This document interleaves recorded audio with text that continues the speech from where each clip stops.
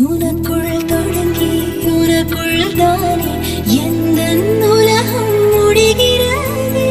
உன்முகம் பார்த்து ரசித்திடத்தானே எந்தன் நாட்கள் விடுகிறதே.